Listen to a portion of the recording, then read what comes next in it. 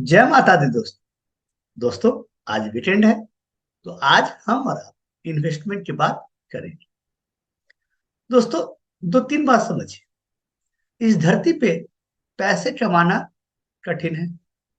उससे भी ज्यादा कठिन काम है पैसे को बचाना। और उससे भी ज्यादा कठिन काम है पैसे को कमाने के लिए काम पे लगा। और हर व्यक्ति का ये फिनेंशियल ड्यूटी है कि अपने पैसों वो अपने पैसों को काम पे लगाए। आप ही हमेशा काम करते रहे, ये अच्छी बात नहीं है। अपने पैसों को इस तरीके से इन्वेस्टमेंट में लगाएं ताकि वो काम पे रहे, आपके लिए पैसे कमाए और आपके पैसे सुरक्षित भी रहे। तो आज मैं आपको एक ऐसा इन्वेस्टमेंट बताऊंगा जिसमें सिर्फ फायदे ही फायदे हैं। मुझे अभी तक उसका कोई ड्रॉबैक पता नहीं चला है। मैंने बहुत रिसर्च भी किया है। इसके फायदे बहुत सारे हैं। इसके फायदे सबसे बड़े तो ये है कि ये एक सुरक्षित इन्वेस्टमेंट है।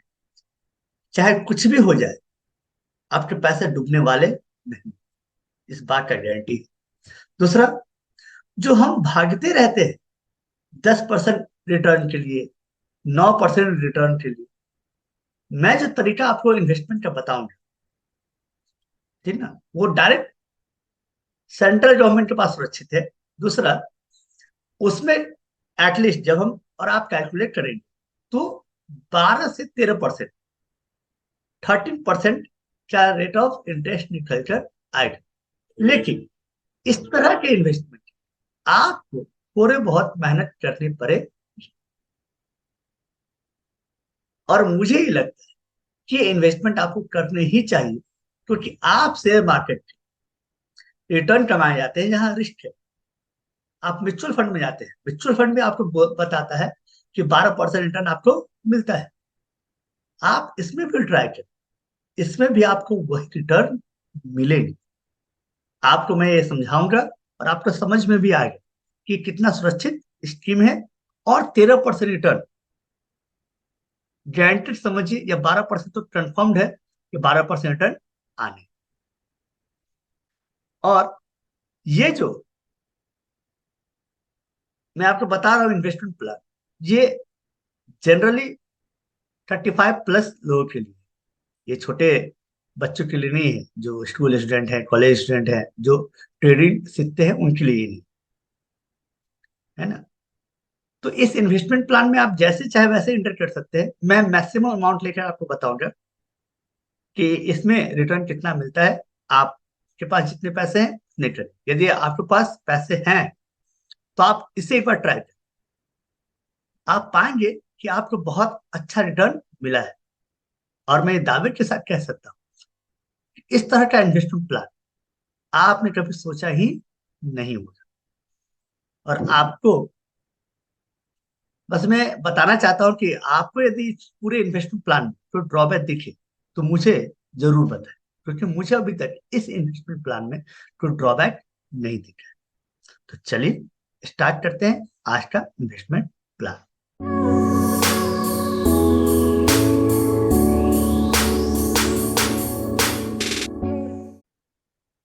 इन्वेस्टमेंट प्लान का मैंने नाम दिया है MIS plus PPF। Investment plan का नाम है MIS प्लस PPF। इस बात को समझिए।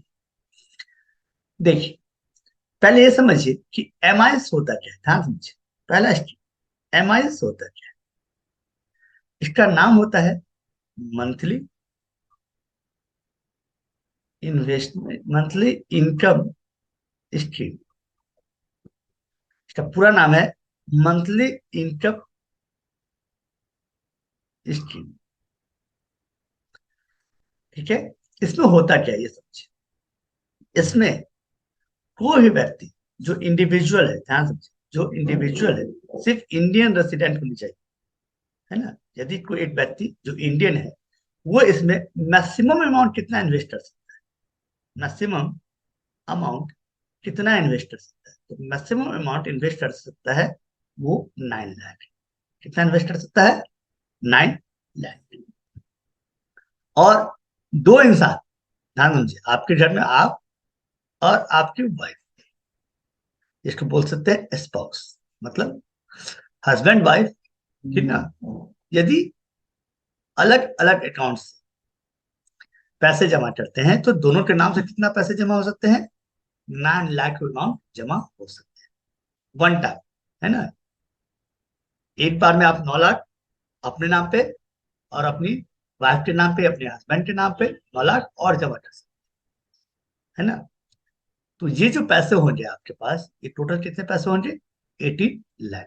इससे ज्यादा अमाउंट मिल सकता है, इससे ज्यादा आप इन्वेस्टमेंट नहीं कर सकते, है ना। 18 लाख, इस अमाउंट से ज्यादा आप इसमें इन्वेस्टमेंट नहीं कर सकते हैं, यदि है तो भी, क्योंकि ये मैसिव अमाउंट होते हैं, इससे ज्यादा आप इसमें इन्वेस्टमेंट नहीं कर सकते, है ना। और इसका नाम मंथली इनकम स्कीम क्यों, ये समझ। यदि ये 18 लाख रुपए आप जमा करते हैं पोस्ट ऑफिस में, ये स्कीम कहाँ चलता है? Post office. इसलिए मैंने बोला कि ये सुरक्षित है, क्योंकि पोस्ट ऑफिस सेंट्रल गवर्नमेंट के द्वारा गाइडेड होते हैं, कंट्रोल्ड होते हैं, ठीक ना। वो सेंट्रल गवर्नमेंट का ही है। तो इसमें पैसे डूबने का सवाल ही नहीं उठता। आपके 18 लाख एकदम से सुरक्षित है। और इस 18 लाख अमाउंट यदि आप एमआईएस में जमा करते हैं, इस 18 लाख अमाउंट को यदि आप एमआईएस में जमा करते हैं, तो आपको मंथली रिटर्न, ध्यान दीजिए, आपको मंथली रिटर्न, रिटर्न का मतलब इनकम, आपके अकाउंट में हर महीने 11,100 रुपया है ना, आपके अकाउंट में पर मंथ, बोल सकते हैं आप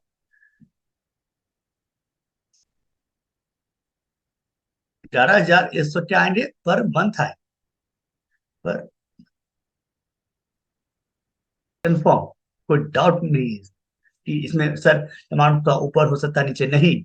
आप यदि इतने पैसे जमा करते हैं तो हर महीने आपको 11,100 रुपये मिलेंगे। 9 लाख रुपए जमा करते हैं तो इसका आधा कर ले, है ना। 5 लाख रुपए जमा करते हैं तो उस हिसाब से निकाल ले। मतलब इस पे जो रेट ऑफ रिटर्न है, ध्यान समझे, इस पे जो रेट ऑफ रिटर्न है वो कितने मिल रहे हैं? 7.4। कितने मिल रहे हैं? 7.4, है ना।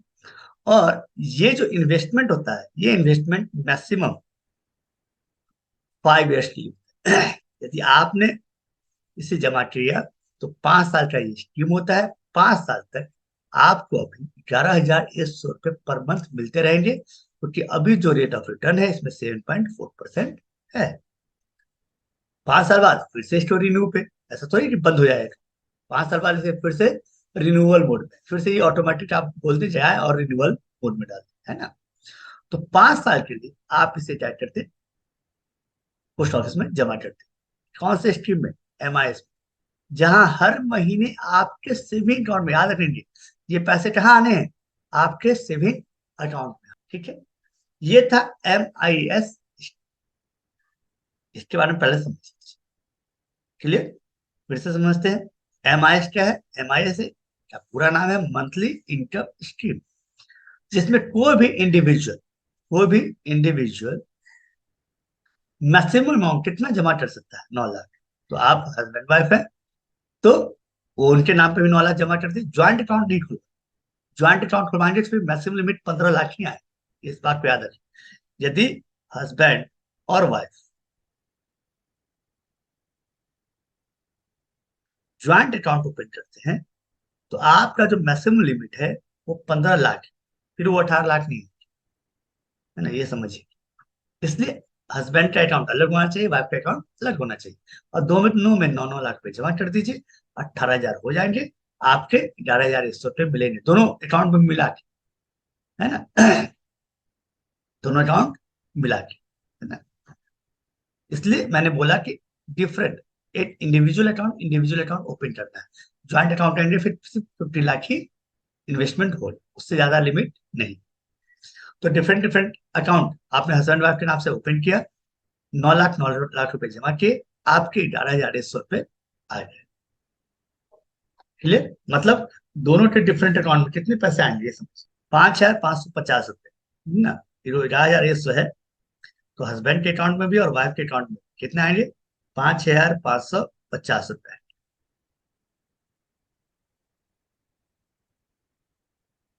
है ना। आप दोनों अकाउंट में 11,100 रुपये आए, ये हर महीने के। अब आते हैं पीपीएफ। उम्मीद है आपको एमआई से इसमें और कुछ है ही नहीं। आप पोस्ट ऑफिस में बहुत सारे एजेंट भी होते हैं, उनके थ्रू भी ओपन कर सकते हैं। आपकी गली मोहल्ले में मिल जाएंगे बहुत सारे एजेंट हैं, उनसे कांटेक्ट करें, वो काम करें। आप बस जाए चले आए उनके साथ एक दिन, है ना। पोस्ट ऑफिस को भी देख लेंगे कौन से ब्रांच में ओपन करें, आप किसी ब्रांच में ओपन करें, रेट ऑफ इंटरेस्ट चेंज नहीं होना है, क्योंकि ऑल ओवर इंडिया एक ही है ना। सेंट्रल गवर्नमेंट ही इसको रेगुलेट करता है, तो कोई चेंज नहीं होना। तो किसी ब्रांच में ओपन करें, एजेंट के थ्रू जाए और 18 लाख रुपए जमा करें, आपको हर महीने 11,100 रुपये मिल जाए, ये तय है। अब इसके दूसरे पोर्शन पे आते हैं पीपीएफ, और इसके दूसरे पोर्शन पे आते हैं पीपी। पीपीएफ क्या होता है? पीपीएफ को बोलते हैं public provident fund. Public provident fund, इसमें कोई भी अकाउंट पोस्ट ऑफिस में भी और बैंक कहीं भी ओपन कर सकते हैं। पीपीएफ का जो अकाउंट है वो आप पोस्ट ऑफिस में भी ओपन कर सकते हैं और किसी बैंक में भी ओपन कर सकते हैं, कोई इशू नहीं। आप आराम से इसमें ओपन कर, तो पोस्ट ऑफिस में या बैंक में ओपन की कोशिश करें। जब एमआईएस पोस्ट ऑफिस में है तो आपका पीपीएफ भी पोस्ट ऑफिस में हो, काम थोड़ा इजी हो जाए। तो अब पब्लिक प्रोविडेंट फंड का नियम क्या है कि आप इसमें अकाउंट ओपन होने के बाद, अकाउंट ओपन होने के बाद minimum amount, minimum amount, minimum amount 500 रुपए जमा करना है पर एनम। पर एनम का मतलब पर ईयर, है ना। साल में आपको कम से कम उसमें 500 रुपए जमा करना है। यदि आपके पास पैसे नहीं है कोई दिक्कत नहीं, साल में 500 रुपए जमा कीजिए, अकाउंट एक्टिव रहे, कोई दिक्कत नहीं। और मैक्सिमम अमाउंट पे लिमिट है इसमें। मैक्सिमम अमाउंट कितना जमा कर सकते हैं? 1,50,000, 1,50,000, ये क्या है? मैक्सिमम अमाउंट है, ये भी पर ईयर। साल में इससे ज्यादा जमा नहीं कर सकते। साल में मैक्सिमम कितना जमा कर सकते हैं आप? 1,50,000 रुपए, 1.5 लाख रुपीज जमा कर सकते हैं, ये साल में जमा कर सकते हैं। अब इसके बीच में कोई अमाउंट जमा करे, 500 जमा करे, 1,50,000 जमा करे, 2,000 जमा करे, साल में कितने भी अमाउंट जमा कर सकते हैं, इसके बीच मिनिमम तय है और मैक्सिमम तय है। उसके बीच में जितना वेरिएशन आपको लेना है ना। और इसका जो पीरियड है कितने साल की, ध्यान समझिए, कितने साल की। पीपीएफ हमेशा 15 ईयर्स के लिए होते हैं। कितने साल के लिए होते हैं? 15 ईयर्स के लिए। 15 साल के लिए आपके पीपीएफ अकाउंट ओपन होते हैं, याद रखिए। 15 साल के लिए आपके पीपीपीएफ अकाउंट ओपन होते हैं। 15 साल के लिए वैलिड, ये चलते रहेगा, उससे पहले क्लोज नहीं होता, है ना। इसको आप चाहे तो बाद में 5 साल के बढ़ा सकते हैं। यदि 15 साल पूरे हो जाते हैं तो बाद में फिर 5 साल के लिए बढ़ा सकते हैं। तो अभी इसका बात नहीं करें, अभी हम सिर्फ पहले 15 ईयर का बात करेंगे, 15 ईयर का बात करेंगे, ठीक है। तो क्लियर बात, पब्लिक प्रोविडेंट फंड, ठीक ना। और इसमें कोई भी, है ना, अकाउंट ओपन करे, हस्बैंड वाइफ कर ले, ठीक ना, खुद हस्बैंड कर ले, खुद वाइफ कर ले, कोई भी कर सकता है, कोई व्यक्ति इसमें कर सकते हो। अब करना क्या है, ध्यान समझिए, अब करना क्या है। पीपीएफ के बारे में ही सिंपल नॉलेज है, ज्यादा कठिन नहीं, सिंपल नॉलेज। यही है, आप पोस्ट ऑफिस में जाएंगे, पीपीएफ अकाउंट ओपन कर देंगे 500 रुपए से। मैक्सिमम अमाउंट 1,50,000 जमा करना है, साल में आपको 500, साल में आपको 500 रुपए मिनिमम और 1,50,000 पैसे जमा करने 15 साल और एक्टिव रहेंगे। अब करना क्या, आपको इसमें कोई एक्स्ट्रा पैसा नहीं डालना। पीपीएफ में आप कैसे उसको ऑपरेट कैसे करेंगे समझिए। अब समझिए, पर मंथ, ध्यान समझिए, एमआईएस प्लस पीपीएफ जो मैंने बोला, ये जो हर महीने आपको 11,100 रुपये मिल रहे हैं, उसका करना क्या है ना। हर महीने 11,100 आपको मिल रहा है, किस स्कीम से? एमआईएस। तो हर महीने जब भी पैसे आपको मिलेंगे, वो पैसे आप पीपीएफ अकाउंट में जमा कर, जो आपने ओपन कर रखा है ना। आप हर महीने पीपीएफ अकाउंट, हर महीने याद रखें, क्योंकि हर महीने आपके अकाउंट में कितने पैसे आ रहे हैं, 11,100 आ रहे हैं। तो हर महीने 11,100 रुपये आप पीपीएफ अकाउंट में जमा करते हैं, डिपोजिट करें।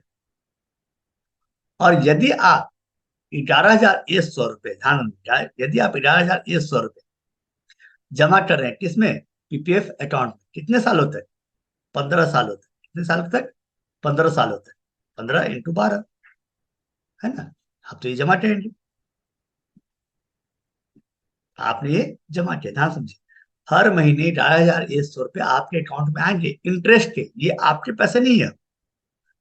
ये पैसे आपने जो इंटरेस्ट कमाए हैं उसके, आपके पैसे 18 लाख रुपए बैंक पोस्ट ऑफिस में सुरक्षित पड़े हुए हैं। उसके बदले आपको हर महीने 11,100 रुपये मिल रहा था, उसको उठाइए और हर महीने जाकर पीपीएफ अकाउंट में जमा कर दीजिए, सिंपल तरीका। इतने जमा करने के बाद, ठीक है, 15 साल बाद, आफ्टर 15 ईयर्स, आफ्टर 15 ईयर्स, 15 सालों बाद कितने मिले, 35,02,805, है ना। इतने रुपीज आपको मिले। 15 सालों बाद आपको पीपीएफ अकाउंट से कितने पैसे मिलेंगे, 35,35,00,000। कितने पैसे मिलेंगे, 35,02,805, एकदम अप्रॉक्स यही मिलेगा, है ना। क्योंकि पीपीएफ पे कितना रिटर्न है, 7.1%। एकदम कंफर्म मानिए कि ये अमाउंट आपको मिलने हैं 15 ईयर्स के बाद, है ना। तो 35,02,800, इसका मतलब क्या हुआ, प्लीज समझिए। इसका मतलब ये हुआ कि आपने 18 लाख जमा किए, ध्यान समझिए। आपने जो 18 लाख रुपए पोस्ट ऑफिस में जमा किए थे, 18 लाख जमा किए थे, आपको उसके बाद कोई मेहनत नहीं करना पड़ा, आपके अकाउंट में पैसे आते थे, है ना। या तो आपको फुर्सत है, आप खुद हर महीने चले जाइए पोस्ट ऑफिस, अकाउंट से पैसे निकालिए, उसको पीपीएफ में जमा कर दीजिए, उसको पीपीएफ में जमा कर दीजिए। नहीं है तो एजेंट को बोलिए, वो एजेंट आपसे विड्रॉल फॉर्म साइन करवाएंगे, पैसे निकालेंगे और आपके अकाउंट, पीपीएफ अकाउंट में जमा करते चले। यदि भाई साहब 15 ईयर्स आपने यदि इसे चला लिया, तो सोचिए, आपने अपने घर से कोई पैसा नहीं दिया है। जो पैसा मिल रहा है आपको, है ना, इंटरेस्ट में जो पैसा मिल रहा है, बस वही पैसा मैंने जमा किया है। और कोई पैसा एक्स्ट्रा मैंने 1 रुपये जमा नहीं किया। 11,100 रुपये जमा किए डिपोजिट के रूप में, आपने 15 साल उसको जमा किए हर महीने, तो आपको कितने रुपए मिल जाए, 35,02,805 मिल जाए। क्लियर। मतलब 15 सालों में आपके पास 35,02,805, ध्यान से, मैच्योरिटी अमाउंट, मैच्योरिटी अमाउंट एक बार कैलकुलेट भी कर लेते हैं। मैच्योरिटी अमाउंट कितना हो जाए, 35,02,805 रुपए जमा कर ली, प्लस ये तो मिला ही, प्लस आपके 18 लाख भी तो आपके अकाउंट में, वही मैच्योर, क्योंकि वो तो हर 5 साल बाद मैच्योर होता है। आप उसको रिन्यूअल करते जाएंगे, 15 साल बाद आप एक बार पैसे निकालेंगे।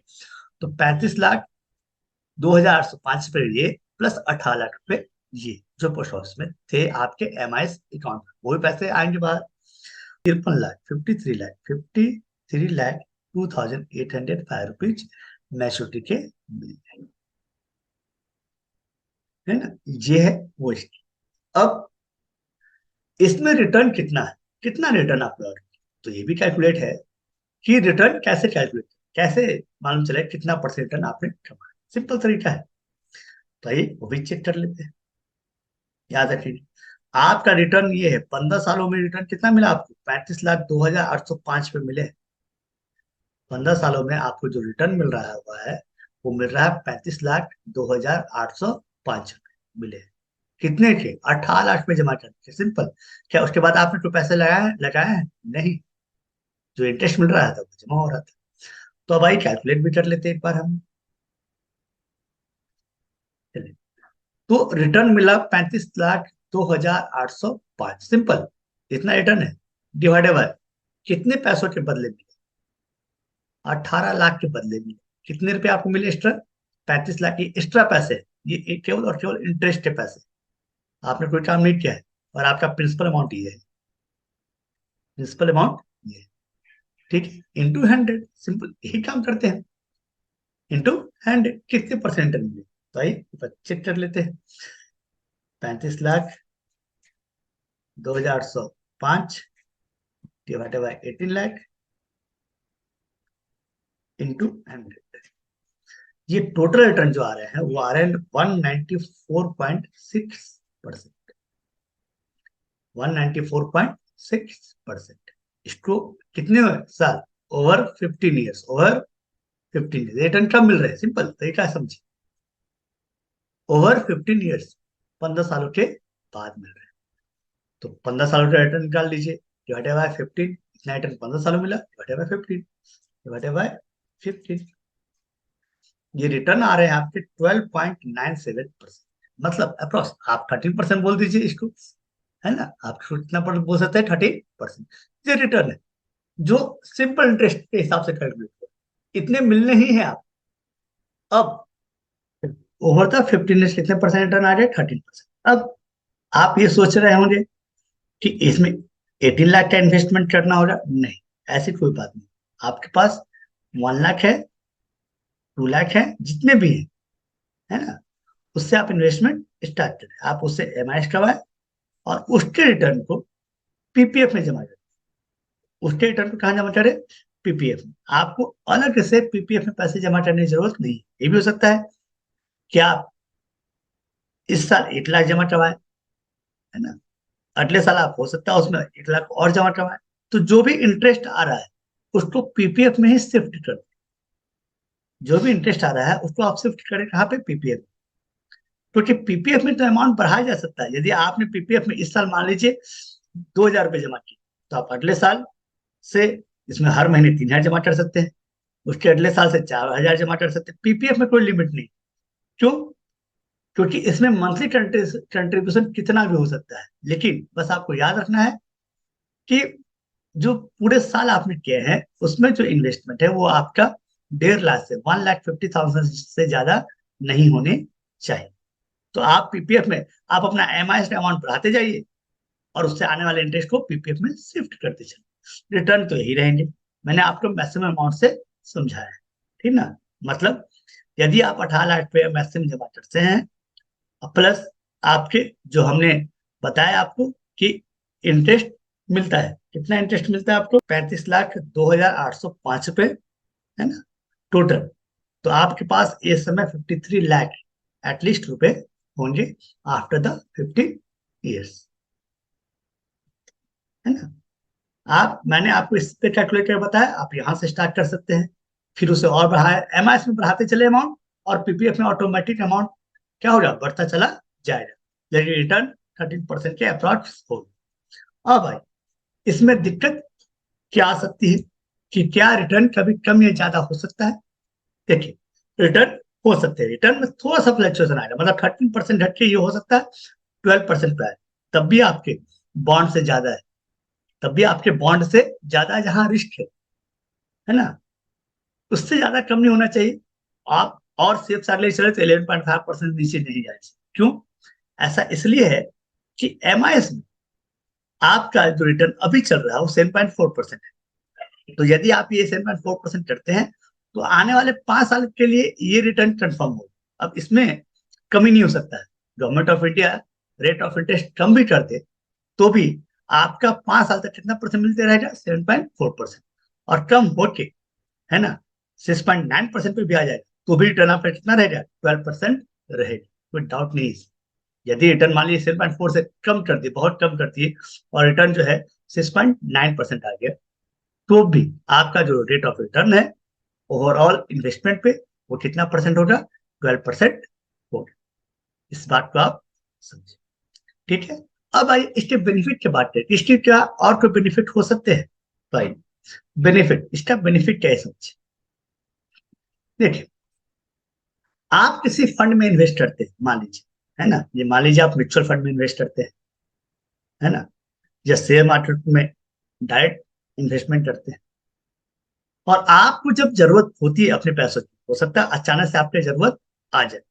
हाँ, मुझे अचानक से आपका जरूरत आ जाए कि नहीं, ठीक ना, मुझे पैसों की जरूरत है, तो हो सकता है उस समय मार्केट जो है डाउन हो, तो आपको बहुत बड़ा लॉस हो सकता है। जैसे कि कोरोना टाइम पे हुआ था, है ना, आपको याद हो कोरोना, कोरोना में क्या हुआ? मार्केट क्रैश कर गई।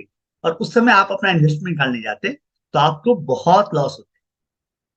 लेकिन एमआईएस में नहीं है ऐसा। एमआईएस में मान लीजिए आपको अचानक से किसी चीज का जरूरत आ ही गया, है ना, कि भाई घर खरीदना है आपको या कोई और जरूरत आ गया आपको, तो आप मैक्सिमम जो है ना, आपका 1% अमाउंट काटा जाता है। जो भी आपका है, हर महीने तो आपको पैसे मिल ही गए, तो जो पैसे मिल रहे हो तो मिल गए, काम खत्म। तो जो एमआईएस का अमाउंट है उस पर 1% अमाउंट जो है काट लिया जाता है, डिडक्ट कर लिया जाता है ना। और जितना लेट होगा उतना ही अमाउंट कम होगा, है ना। तो 1% अमाउंट आप मान के चले कि ये अमाउंट आप काट के आपको पैसे वापस कर दिए जाएंगे। और जो मंथली इंटरेस्ट मिल रहा था तो वो तो मिल चुका। जो पूरा अमाउंट आपने जमा किया उस पर 1% अमाउंट आपका काट के आपको पैसे वापस कर दिए जाएंगे। कभी भी आपको जब कभी ऐसा लगता है कि नहीं पैसे मुझे चाहिए, तो भाई आपका पोस्ट ऑफिस में पैसा पड़ा हुआ है, आप पैसे को प्री मैच्योर्ड विड्रॉल कर सकते हैं, कोई इशू नहीं है। कुछ चार्ज कटेंगे, 1%, 1.5%, उससे ज्यादा नहीं करते, है ना। एक फायदा ये हो गया। दूसरी फायदा कि मान लीजिए कि आपका प्राइवेट जॉब है, किस तरह जॉब है, आपके जॉब में कोई दिक्कत आ जाती है, सैलरी मिलना बंद हो जाता है, तो आपको ये पैसे मंथली तो मिल रहे हैं, इससे आप अपना घर चलाएं। उस समय के लिए पीपीएफ में कंट्रीब्यूशन रोक देंगे, क्योंकि पीपीएफ में मिनिमम कंट्रीब्यूशन कितना है, 500 रुपये चाहिए, मैंने आपको बताया, है ना। जरूरत है आपको पैसे के, भाई घर में पैसे चाहिए, रेगुलर पैसे चाहिए, है ना, इनकम चाहिए। और आपका जॉब छूट चुका है, आपका जॉब में कोई कठिनाई आ गया है, तो आप इस पैसे का यूज कर सकते हैं अपने लिए, क्योंकि ये रेगुलर इनकम है आपका, हर मंथ आने पे आएंगे। तो पीपीएफ में तो केवल 500 रुपये जमा करना है साल के मिनिमम। आपके पास 1100 रुपये है, आप उसका यूज कर सकते हैं, कोई दिक्कत नहीं। वैसे ही पीपीएफ में एक बहुत बड़ा एक टॉपिक है पीपीएफ के, उसमें पैसे कब विड्रॉल हो सकते हैं। तो उसमें कुछ नियम है कि उसका 40% पैसा विड्रॉल कर सकते हैं, उसका 60% पैसा विड्रॉल कर सकते हैं before 15 years, before the maturity आप विड्रॉ कर सकते हैं, है ना। On the occasion of daughter marriage, on the occasion of purchase of house property आप खरीद सकते हैं। तो उसके नियम है कि कम से कम 5 साल हो गए होंगे आपके अकाउंट के, है ना। आपके अकाउंट के 8 साल हो गए हों, 10 साल हो गए हों, तो आप 40%, 60% पैसे विड्रॉ कर सकते हो, उसमें ही नहीं। तो इसमें ये क्या है, इस पूरे इन्वेस्टमेंट में फायदा ये है कि आपके कंट्रोल में पैसे रहेंगे। आपको यदि बहुत अर्जेंट पड़ के पैसों का तो पैसा विड्रॉ कर सकते हैं, बहुत ज्यादा चार्ज नहीं कटने। पीपीएफ में यदि पैसा विड्रॉ करते हैं 5 साल के बाद, 40%, 60% जो भी स्लैब इशू किया गया है, उसके लिए मैं एक अलग से टॉपिक बना दूंगा, तो उसमें भी कोई पैसे नहीं कटेंगे, है ना। तो ये पैसे आपके इन हैंड है ना, कोई उसमें लॉस नहीं होना है।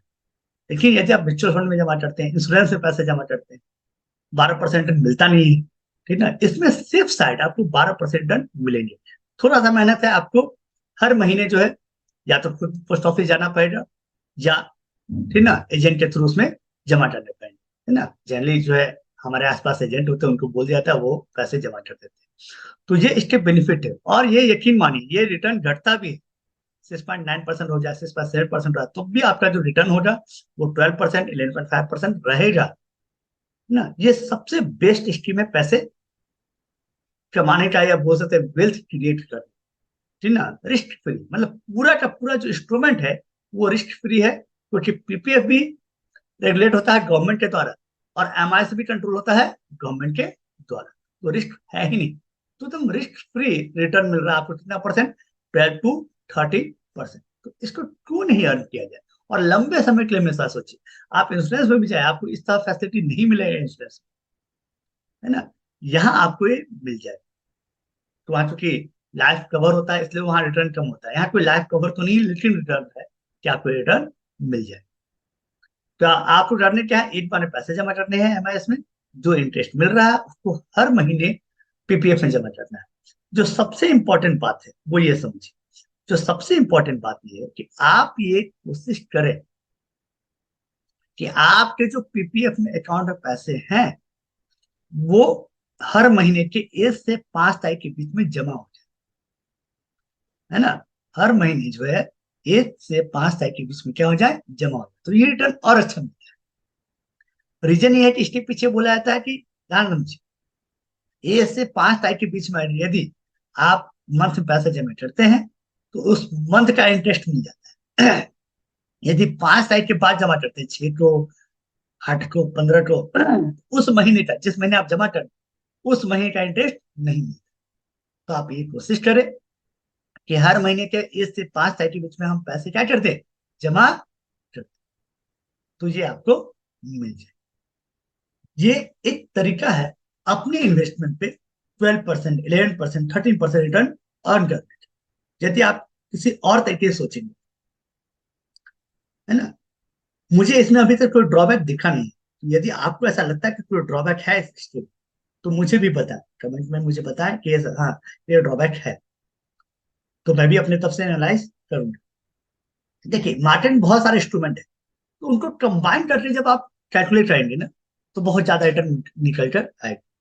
इसके साथ ही हम और आप एक दिन और बैठेंगे और और एम के साथ कुछ और भी स्कीम को जोड़ेंगे और देखेंगे कि उनका रिटर्न क्या है। ये MIS plus PPF मुझे सबसे बेस्ट लगता है, क्योंकि एक बार पैसे जमा कर दिए, फिर आपको अलग से पीपीएफ में पैसे करने की जरूरत नहीं। 18 लाख जमा करेंगे, पीपीएफ ऑटोमेटिक पैसे कमा कर देगा। उम्मीद करता हूं आपको ये इन्वेस्टमेंट प्लान समझ में आया है। यदि कोई दिक्कत है तो आप मुझे कमेंट में पूछ सकते हैं, और आप इसे ट्राई जरूर करें। ये एक बिल्कुल ही रिस्क फ्री इन्वेस्टमेंट है, यदि आपके पास पैसे हैं तो। चलिए फिर मिलते हैं किसी और वीडियो के साथ, तब तक की जय माता दी, हर हर महादेव।